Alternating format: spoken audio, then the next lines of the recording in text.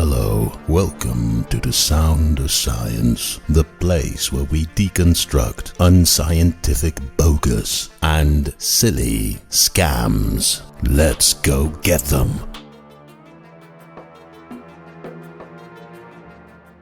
I'd really like to know then why it is that in the popular imagination this assumption has developed that intellectualism, scientists and philosophers and the academy is sort of tied up with atheism. Hello, you wonderful fellow critical thinkers. Thank you so much for watching. Today I want to discuss something that worries me. I hope I'm wrong about this, but perhaps you're willing to share your thoughts in the comment section of this video. Since many years, I'm a huge fan of Alex O'Connor.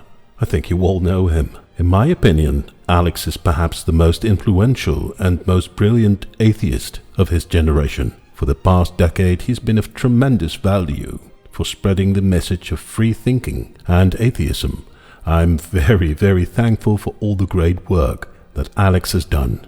But lately, I tend to notice a shift in the way Alex operates. More and more, his YouTube channel seems to become a platform for whoever wants to spread their message, including all sorts of Christian apologists, of which some apply rather questionable ways of luring people into their nonsense claims. Of course, Alex is there to have a conversation with these people, but what strikes me is that in many cases, Alex is just sitting there, nodding, and let them spread their silly nonsense. Of course, Alex is a very polite and nuanced character who thinks he's doing the right thing by letting people speak without interrupting them all the time. But the image of Alex sitting comfortably in his chair, being silent and allowing Christian apologists to repeat the same old crap that they have used for centuries to trick people into believing in their fantasy gods will not be without consequences. Because we all know that Christian apologists all over YouTube will use those clips for years to come in order to frame the narrative that the great Alex O'Connor has no comeback towards Christian arguments. And it doesn't really help that many of the thumbnails and titles that Alex is using on his YouTube channel these days almost seem to be designed to cater a Christian audience and to support Christian talking points. Let me show you a few examples of the past 6 months. There we go. I made ChatGPT believe in God. Sure, it's an interesting experiment, but of course, Alex's video will be used by the community of Christian apologists to spread the fake message that ChatGPT proves that a God exists, and that this proof is even provided by one of the most famous atheists of his generation. Why would you give Christian apologists such an easy propaganda victory? It doesn't make sense.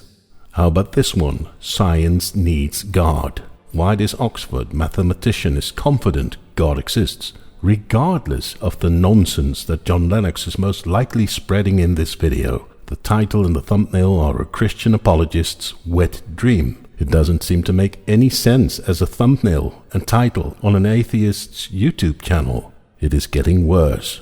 What atheists miss about Jesus?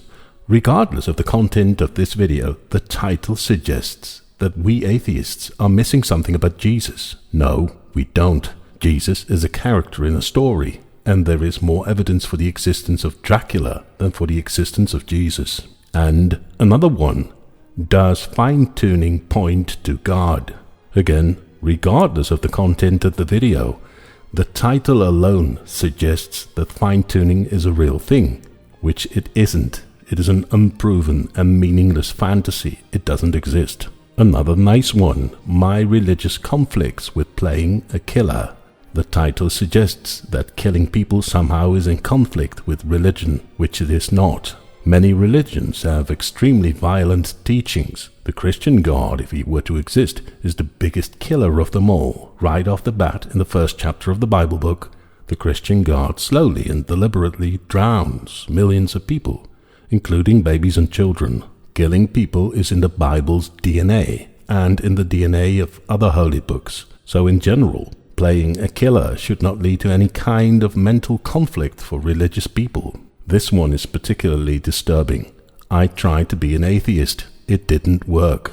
No matter the content of this video, The damage has been done, because the title of the video promotes the idea that atheism doesn't work. Well, thank you, Alex. And of course you can go one step further. Why I converted to Christianity. This title normalizes the idea of becoming a Christian. Again, another free and easy propaganda win for Christian apologists, freely provided by the most famous atheist of his generation. If I wouldn't have told you, all of these titles could have been titles of videos made by Christian apologists. Now, of course, Alex still makes video titles that clearly show a critical approach towards religion. But that is not my point. The point is that the examples that I gave you do damage to atheism and free thinking. And it is hard for me to believe that Alex does not realize that. The whole matter feels a bit like the situation with Sabine Hossenfelder, who lately has been making thumbnails and video titles in which she seems to discredit science. She also seems to be sitting on the branch she's trying to cut from the tree. Anyway, I would like to hear your take on this. Thanks for watching, and I'll see you at the next video.